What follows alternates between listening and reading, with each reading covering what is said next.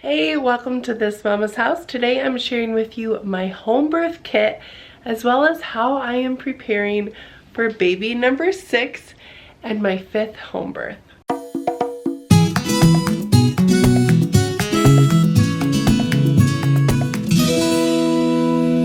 Hey guys, if you're new to my channel, welcome. My name is Tabitha. I am a wife and homeschool mom to, like I said, almost 6 kids. Baby boy is coming any day now, and I'm really anticipating his arrival, and I'm excited. And I thought it would be fun to share with you my home birth kit, the things that I have on hand for our home birth, and then as well as just how I'm preparing for giving birth for the 6th time and the 5th time at home. So I hope you're excited to see this video. If you're new, I'd love to have you subscribe. Typically I post homemaking videos, but I'm sharing a lot of mommy and motherhood content just because that's where I'm at right now. So let's get into it.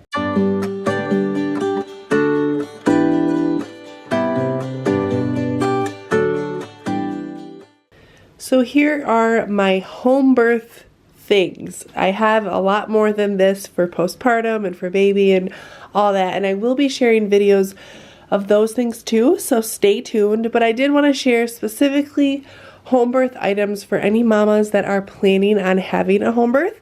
So I love to give birth in the water. It just makes me feel like I can let go and release. I don't know. It just makes me feel a lot more comfortable with my body and just with people watching me give birth. I prefer to give birth in water.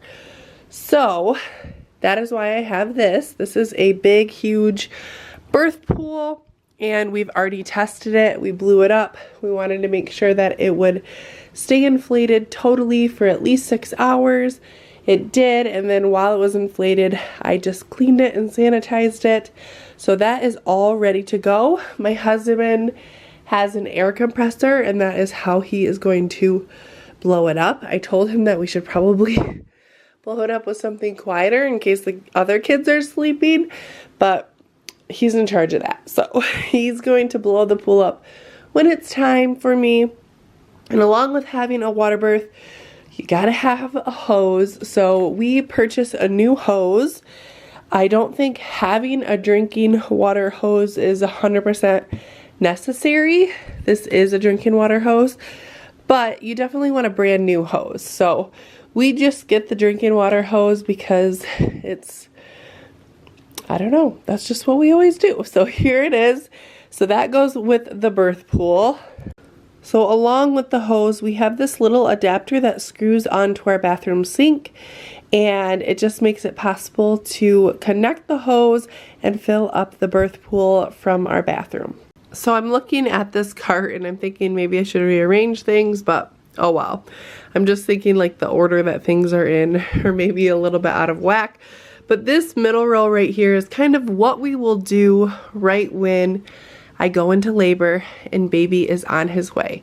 We know that I'm about to give birth. So I will put this shower curtain liner that I got from the dollar store on my bed. We will put it directly over our mattress protector, and then we will put some of these old sheets on the bed and then some of these pads. So these are just the Chuck's pads, people call them, bed pads. They're just to keep the sheet from getting wet or whatever. So that's how we'll make up the bed whenever I'm in labor. I don't like to give birth in bed. Like I said, I like to use the pool, but it's even good for postpartum. Like after the baby comes, I can lay down in my bed and not worry about messing it up. We most likely will take the white stuff off the bed too, and we have some blankets underneath that would be fine. And then I also have these 2 tarps. I got these at the dollar store too, if you could believe it. And I needed to get 2, but those are to go on the floor, and then the birth pool will be on top of that just to protect the carpet from getting wet. So that is like my labor started, let's get ready. And then up above here is kind of like after the baby is born, just some random stuff, I guess. So I have 2 heavy towels on top. Usually when the baby comes out, we will just put a towel right on top of him so he doesn't get cold. And then I also have a newborn hat to put on him right away too, just to keep his temperature good so he doesn't get cold. And then this right here is a fetal heart rate monitor. My children had fun drawing on that, but it's just to check his heart rate. My midwife has one, but if I feel like I want to check it, I can. So I have that. And then along with that, I have some ALO to use it, to be able to use it. Then we have gauze here, which my midwife asks to have on hand. We've actually never used this, and this will be my 5th home birth with her. But I think this is for if you tear, she can check the tear and just kind of help you out in that department. I don't usually tear, luckily, so we've never had to use gauze. This is a nasal aspirator. Obviously, it's a sterile one, and usually water birth babies don't need to be suctioned, but in case the need comes up, I have this. And sometimes within like the first couple days, they cough up a lot of mucus, and you might need to use it, and it's really good to have on hand because sometimes that can be kind of freaky when they're like choking on phlegm and you want to just help them out and get it out. And then I have a whole bunch of sterile gloves. These are my midwife's size. So she's like a size medium, I think. And then I have just a bunch of them. So she's definitely not going to run out, and she's probably not going to need that many, but they're there if she does. And then we have 2 trash bags here. Actually 3. So the black one we'll probably use to dispose of the placenta. Sometimes I get questions if I consume my placenta. I don't. I tried it once and it gave me really bad headaches, so we just throw it away, which kind of sounds weird, but yeah, that's what we do. And then 2 more just in case there's like gloves she needs to throw away, or these bed pads, or maybe if I'm feeling nauseous and need a spot to throw up. And then here is some essential oils that I really like to have in labor. This is the Gentle blend. Let's see if this will focus. Yeah, the Gentle blend from Far and Wild. I do have a discount code for Far and Wild if you want to try their essential oils. They're not MLM, and they have a lot of dupes for, you know, really popular oil companies. I love the Gentle. It smells so good, and I use it for all my little newborn babies. I also have Clary Sage, which is good for contractions and helping your uterus. And then this folder right here is just paperwork from my midwife. We have hospital route in here, emergency contact, all that kind of stuff is right here in this blue folder. And then the last little shelf here, I have more of the bed pads here, just in case. And then I have 2 little washcloths if we need those. And then I have a bunch of receiving blankets if the towels are too wet and we need something dry to put him in. And then I also have Depends. So I have a whole nother like postpartum essentials video coming out where I'll show my postpartum kit. But these are here just so my midwife can see them and she knows, and she can just grab them for me if she needs to. If my water breaks while I'm in labor and I'm not like actually having him yet, I can put one of those on too. So I like to have those on my cart. So that is it for my birth cart, my home birth kit. I might throw some chapstick on there because I do tend to get dry lips when I'm in labor, and I like to have the chapstick. And then I also have a huge water bottle over there, and that's definitely going to be involved in my labor. So now I wanted to talk about a little bit how I mentally prepare for labor.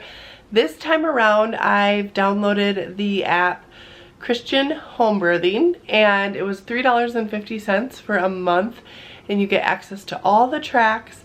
And I really enjoyed listening to that. Sometimes I will take a bath and I'll just play it and kind of meditate on the birth and just visualize how I want it to go. Another thing that I love to do is write out exactly how I want it to go and just kind of think on that and pray. And I really always try to keep in mind the Bible verse that is Matthew 7:7, and that is my favorite Bible verse of all time, and it's just ask and you shall receive. So I always just know that, you know, God wants to give me the desires of my heart, and if I ask for something in faith and He wills that to me, I will get it. So I know that I want a peaceful and somewhat easy birth, and He will give it to me because I believe that He will. And then I also like to make a playlist. I have YouTube Music Premium, and I like to make a playlist of just Christian songs that this time are not so much relaxing, but more like uplifting. So that was a change for me this time around. I wanted something more upbeat and happy. So I made that playlist, and I've been listening to it and just kind of thinking on the birth again while I'm just doing whatever and listening to the soundtrack. So that's kind of two ways that I've done things differently this time. But I have an entire video on how to prepare for a natural labor, whether you're doing it at home or you want to do it at the hospital, or you're just going to do it part of the time until you get your epidural, whatever it is. I think that video is really helpful, and it just helps your body to get ready for labor. I share different things that I take and different things that I eat and do, and I think if you are interested in this video, you'll probably be interested in that one too. So I'll link that one down below and put it up in the iCards. And then I wanted to share with you two more things in this video, some supplements that are, actually three more things, some supplements that are like ride or die for me. I have them every time I'm pregnant and getting ready for a new baby and a labor. So let me share those supplements with you. So here are the three supplements that I take. I take other things too, but these are the main ones that really help me prepare for labor.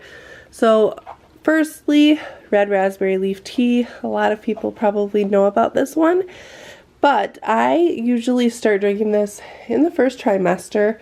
You definitely want to talk to your doctor about these things because everyone's different, but I take 1 cup a day, and it's all about brew time. So in the first trimester, I don't brew it for very long, 2 minutes, just your regular cup of tea. And then in the second trimester, I brew it for a little bit longer, 10 to 15 minutes. In the third trimester, an hour. And then the last few weeks of pregnancy, I brew it overnight in the refrigerator. So this just helps to tone, strengthen your uterus. It helps with bleeding postpartum to be a lot less and stop sooner. So I love having red raspberry leaf tea, and I will continue to drink it as I'm healing postpartum. Then the second thing that I love to take is this gentle birth tincture. So I like to take this gentle birth tincture. It has all sorts of different herbs in it. So starting at 35 weeks, I take it once a day, and then I just increase the dose as it says to do on the back. And this again is a lot like the red raspberry leaf. It just helps to tone, strengthen, and prepare you for childbirth. It makes labor faster and healing faster too. Now, if this bottle isn't finished when I have the baby, I will finish it off postpartum. So that's one thing. And then evening primrose oil has a little bit of controversy. Some people say that it causes premature rupture of membranes. I've never had that experience, and I've taken it for 5 of my children. It is supposed to help like soften your skin and help with elasticity. No tearing. I've never experienced tearing when I take this. So starting at 37 weeks, I will take it 2 times a day, 1 in the morning, 1 at night. And some people insert them vaginally as well. So you could do that too, to just help and everything be soft and ready to open up for baby. So that is my home birth kit and how I mentally and physically prepare for labor for the most part. But like I said, if you want more ideas on how to prepare for a natural childbirth, check out the other video that I linked below. My next video will be a postpartum basket, and then I'm going to share my bedside nursery, and I just hope to have a lot of fun baby content once the little guy gets here. So definitely subscribe if you'd like to see that, and you can turn on the bell so that you're notified whenever I post a new video and you won't miss anything. But thanks so much for watching today's video, and we will see you in the next one. Bye!